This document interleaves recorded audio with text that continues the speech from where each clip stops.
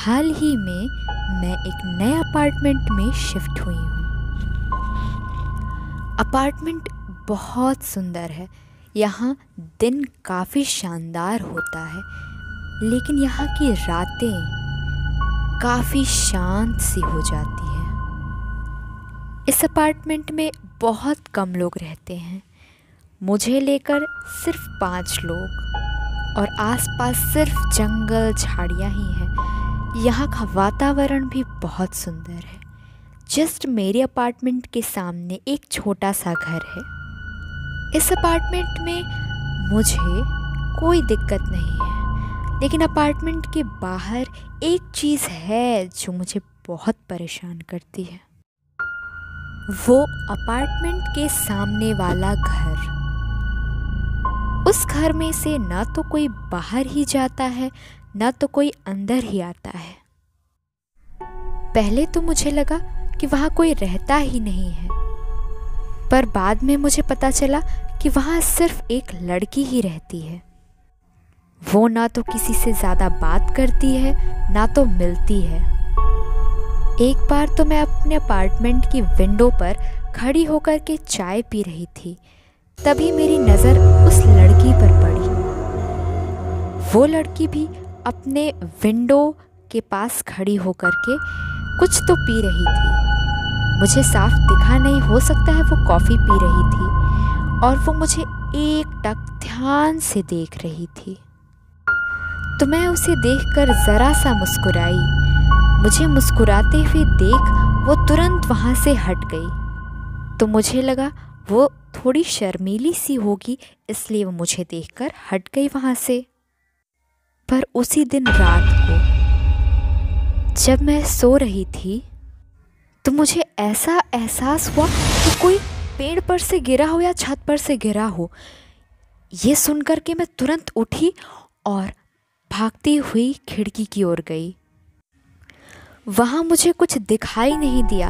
मैंने चारों ओर अच्छे से देखा, पर मुझे कुछ भी नहीं दिखाई दिया। तभी मेरी नज़र अपार्टमेंट के बगल में एक बड़े से पेड़ के नीचे पड़ी। जब मैंने देखा तो वही लड़की वहाँ से मुझे देख रही थी। मैं देख कर के तो थोड़ी देर के लिए डर गई। फिर मैंने सोचा यह भी मेरी तरह ही डर कर बाहर आई होगी कि कौन गिरा या क्या गिरा इतनी ऊंचाई से। फिर मैं सोने के लिए दोबारा वापस चली गई। अगले दिन मैंने सोचा कि क्यों ना इस बारे में उस लड़की के घर जाकर उससे बात की जाए कि क्या उसने कल रात कुछ देखा था। इसी बहाने हम दोनों की बातचीत भी हो जाएगी।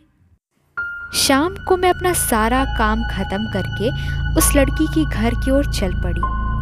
मैंने उस लड़की के घर की ओर पहुंचकर उसका दरवाज़ा खटखटाया। दरवाज़ा अंदर से ही बंद था। थोड़ी देर बाद, कम से कम 5 मिनट बाद, वो लड़की दरवाजे की ओर आ रही थी, तो मुझे उसकी आने की आवाज़ आ रही थी। पास आकर उसने दरवाज़ा खोला और मेरी ओर देखा। बस देखी, कुछ बोली नहीं। तो पहले मैंने ही बोल दिया, हेलो, क्या मैं अंदर आ सकती हूँ? तो उसने कुछ बोला नहीं, बस गर्दन हिलाया। तो मैं उसके पीछे पीछे अंदर की ओर जाने लगी। वो मुझे अपने डाइनिंग रूम की तरफ ले गई। उसका घर तो काफ़ी सुंदर था, पर उसके घर में एक अजीब सी दुर्गंध थी। मैंने इस बात को इग्नोर करते हुए, मुस्कुराते हुए उससे पूछा, क्या तुम हमेशा से यहाँ अकेली ही रहती हो या तुम्हारे साथ भी कोई रहता है? तो उसने कहा, तुम कुछ लेना पसंद करोगी? मैंने कहा, नहीं, रहने दो, मैं बस तुमसे ऐसे मिलने और कल रात के बारे में कुछ बातें करने आई हूँ, और कुछ नहीं। उस लड़की ने कुछ कहा नहीं, बस मेरी ओर मुड़ गई और मुझे कम से कम 10 सेकंड देखती ही रह गई, और उसके बाद वो फिर अपने कमरे की ओर जाने लगी। तो मैंने पूछा, लगता है मुझे चलना चाहिए, अगर मैंने तुम्हें डिस्टर्ब किया हो तो सॉरी। उसने कहा, नहीं, तुम यहीं बैठो। मैंने कहा ओके, पर जल्दी आना अंदर से। वो अंदर कमरे की ओर चली गई। तभी मेरी नज़र एक छोटे से दरवाजे की ओर गई। वो दरवाज़ा खुला था, लेकिन बहुत अंधेरा था उस कमरे में। पता नहीं क्यों मैं बार बार उस कमरे की ओर देख रही थी। हालांकि मैं देखना नहीं चाहती थी, क्योंकि मुझे एक नेगेटिव फीलिंग आ रही थी उस रूम की ओर देखकर। पर पता नहीं उस समय मुझे क्या हुआ कि मैं धीरे धीरे उस कमरे की ओर जाने लगी। जब मैं उस कमरे की ओर जा रही थी तो मुझे हल्की हल्की रोशनी दिख रही थी अंदर से। शायद वो किसी मोमबत्ती से रोशनी आ रही हो। जैसे ही मैं उस कमरे के अंदर गई, मैंने चारों ओर देखा। मुझे अंधेरा होने की वजह से कुछ खास दिखाई नहीं दे रहा था, बस मोमबत्ती की रोशनी की वजह से दीवारें दिखाई दे रही थी। जैसे ही मैं उस कमरे में रखी एक टेबल की ओर गई, तभी मैंने आवाज़ सुनी दरवाजे के बंद होने की। मैं बहुत डर गई। मैंने चारों ओर देखा, बिल्कुल अंधेरा था, बस मोमबत्ती की वजह से दीवारें ही दिख रही थी और आसपास की नीचे की तो चीज़ें ही नहीं दिख रही थी। एक कमरे की लाइट ऑन हुई और मैंने जो देखा उससे मेरे तो रोंगटे ही खड़े हो गए।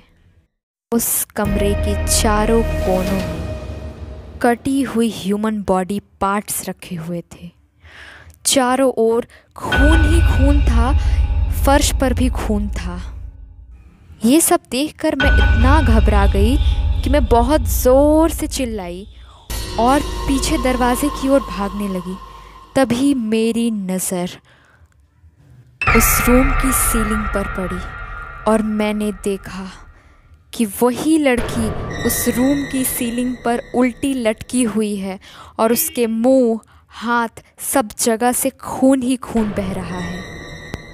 अब इस समय वो लड़की मुझे देखकर मुस्कुराई और उसकी हंसी और मुस्कुराहट इतना भयानक था जिसके बारे में मैं आज भी सोचकर कांप जाती हूँ।